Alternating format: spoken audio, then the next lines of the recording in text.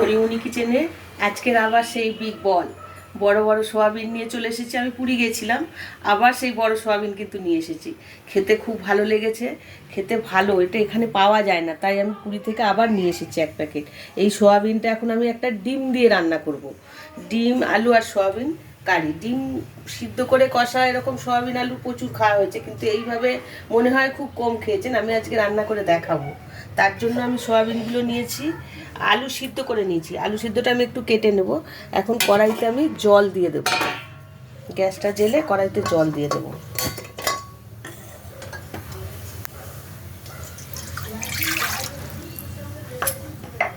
এই সোয়াবিনগুলো এই জলে আমি দিয়ে দেবো। খুব বেশি ফোটাবো না, তাহলে কিন্তু একদম নরম হয়ে যায়। এই সোয়াবিনটা কিন্তু আমাদের এখানকার সোয়াবিনগুলোর মতন অত শক্ত নয়, এটা একদম নরম। আমি 2-4 মিনিট জলটা একটু ফুটবে, আমি নামিয়ে নেবো, এটা জল ছাড়া করে নেবো।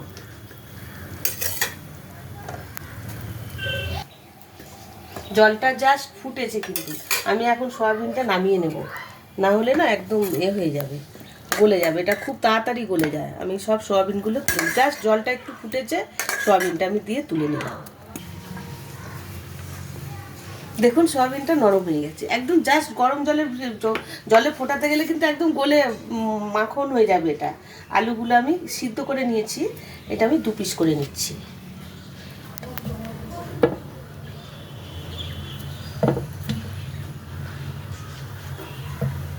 এখন কড়াইটা আমি গ্যাসটা জেলে রেখেছি, কড়াইতে তেল দেব। তেল দিয়ে সোয়াবিনগুলো ভালো করে ভেজে নেব আমি।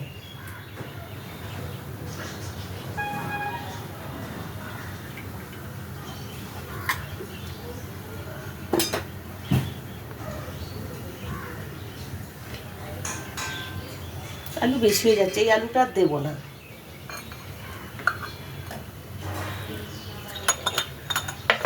নেব ডিম। ডিমটা আমি ফাটিয়ে নিই, ডিমটা ফাটিয়ে ভেজে নেব।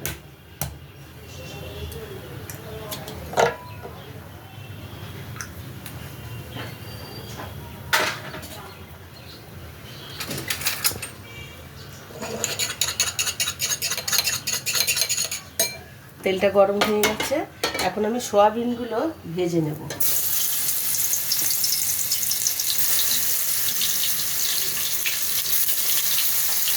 ভালো করে ভেজে নিতে হবে।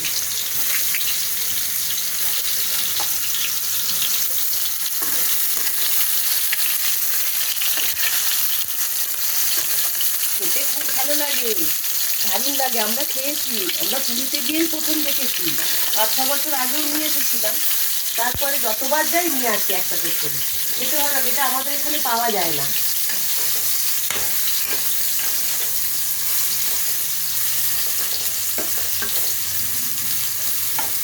সোয়াবিনগুলো লাল লাল করে একদম দেখুন লাল লাল হয়ে গেছে, সবগুলো ভেজে নিয়েছে একদম। ভালো করে ভেজে নিতে হবে।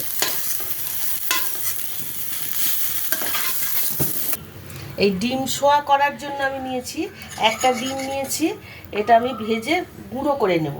আর নিয়েছি বড় সোয়াবিন, ভেজে নিলাম। আলু সিদ্ধ করে নিয়েছি, টমেটো কুচিয়ে নিয়েছি, আদা রসুনের পেস্ট করে নিয়েছি, পেঁয়াজ একটা বড় কেটে নিয়েছি, লঙ্কা গুঁড়ো, হলুদ গুঁড়ো, জিরে গুঁড়ো, নুন লাগবে, আর লাগবে ঘি আর গরম মশলা। গরম মশলার গুঁড়ো একটু নিয়েছি। আমি এখন তেল দিয়ে দেবো, অল্প একটু তেল দিয়ে ডিমটা আগে ভেজে তুলে নেবো গুঁড়ো করে, একদম অল্প তেলে। ডিমটার মধ্যে আমি একটু নুন দেবো, দিয়ে ডিমটা ভালো করে ফেটিয়ে নেব।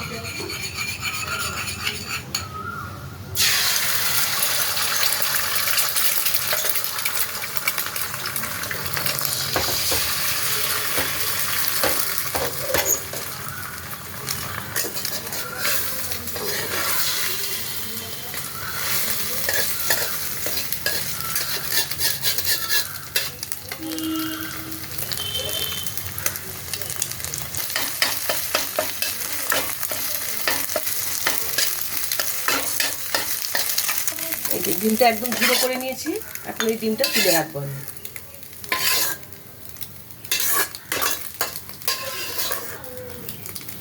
এখন কড়াইতে তেল দিয়ে দেবো আমি।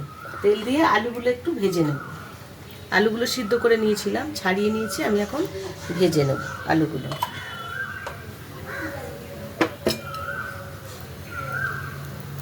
তেলটা গরম হয়ে গেছে, এখন আমি আলুগুলো দিয়ে ভালো করে ভেজে নেব আলুগুলো।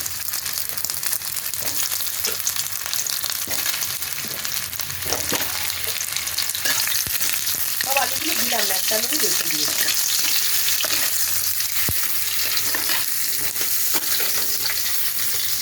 আলুটা একটু হলুদ গুঁড়ো দিলে কালারটা বেশ সুন্দর হয় ভাজার সময়। একটু হলুদ দিয়ে দিই।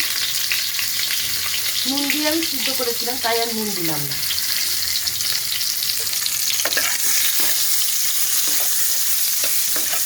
সিদ্ধ করা আলুটা ভাজা হয়ে গেছে, এটাও আমি এখন তুলে নেব। এখন তেল দিয়ে দিলাম অনেকটা।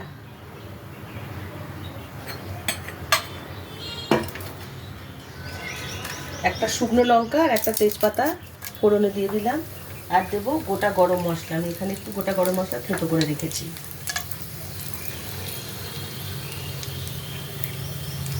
তেলটা গরম হয়ে গেছে, পেঁয়াজ কুচানোগুলো দিলাম। আমি একটু ব্রাউন করে ভেজে নেব।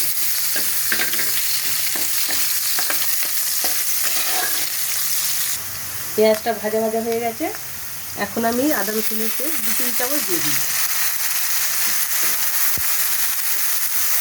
দিয়ে দেবো এই টমেটো কুচানোগুলো।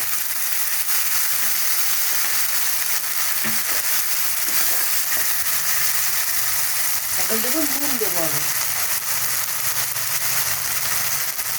নুন দিয়ে আলুটা সিদ্ধ করা ছিল, বুঝে নুনটা দিতে হবে। আর হলুদ দেবো আমি 1 চামচ, লঙ্কা গুঁড়ো দেবো 1 চামচ আর 1/2 চামচ,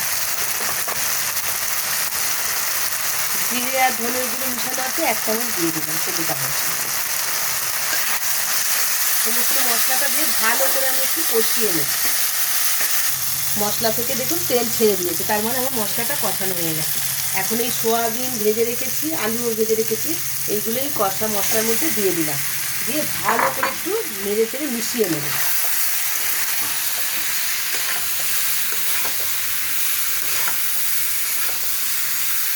এই যে ডিমটা ভেজে রেখেছিলাম, এই ডিম ভাজাটা এর মধ্যে দিয়ে দিলাম, কিন্তু দিয়ে ভালো করে কষিয়ে নেব।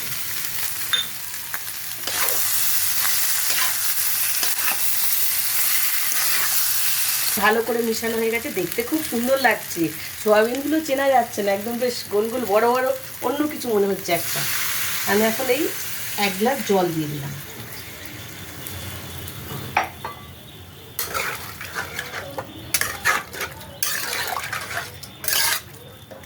এটা একদম কষা কষাই হবে। আমি 2-3 মিনিট ঢেকে দিই একটু। আলু সিদ্ধ করা আছে, সোয়াবিনগুলো আমি গরম জলে ধুয়ে নিয়েছি। 2-3 মিনিটের বেশি ঢাকবো না।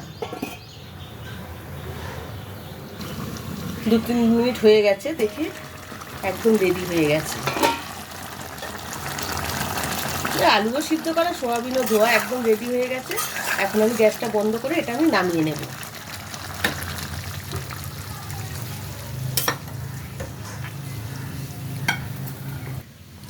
রেডি হয়ে গেছে আজকে এগ সোয়া।